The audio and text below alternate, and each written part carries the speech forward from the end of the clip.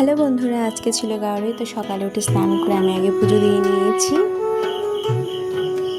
তো কেমন হয়েছে আমার পুজো দেওয়াটা অবশ্যই কমেন্ট করে জানাবে। তো এই সবগুলো আমাদের বাড়ির ফুল। তো আজকে আমাদের নিয়ম হলো গাওয়ারের দিনে যে তেল ছাড়া নিরামিষ সবজি রান্না করতে হবে। তো আমার শাশুড়ি এখানে সবজি কাটছে, প্রায় 25 থেকে 26 রকমের সবজি এখানে কাটা হয়েছে। তো প্রায় আমাদের রান্না কমপ্লিট।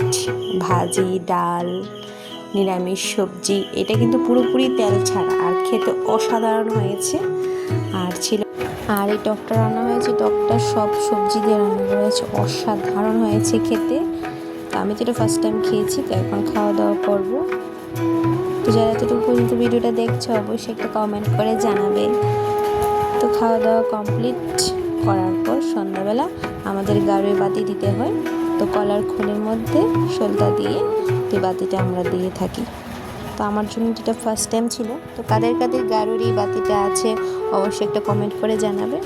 তো প্রথমে তুলসী মন্দিরে এখানে দিয়ে দিচ্ছি, তারপরে এক এক করে পুরো বাড়িতে দিয়েছি। তো আমাকে হেল্প করছিল।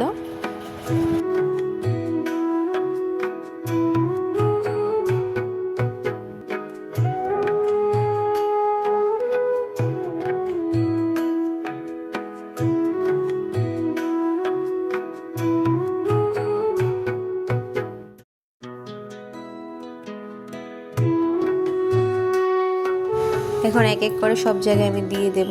তো যাদের যাদের নিয়ম থাকে তারা এই কলার খোলের মধ্যেই বাতিটা দেয় গাড়ুর দিনে। তো তোমরা কারা কারা আজকে দিয়েছো বাতিটা অবশ্যই কমেন্ট করে জানাবে। তো বাইরে প্রচণ্ডই বাতাস ছিল, তাই এগুলি জ্বালাতে একটু কষ্ট হয়েছে। যাই হোক, তারপর তো সুন্দর করে জ্বলে গেছে।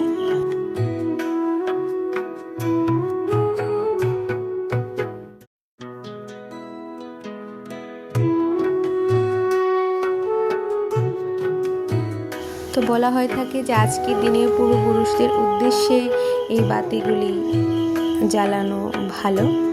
তো ঠাকুমা, ঠাকুর দাদু, দিদন দাদুর উদ্দেশ্যে বাতিগুলো আমরা জ্বালাচ্ছিলাম। তো তোমরা সবাই ভালো থাকবে, দেখা হচ্ছে নতুন কোনো ভিডিওর সাথে। Tata, bye bye.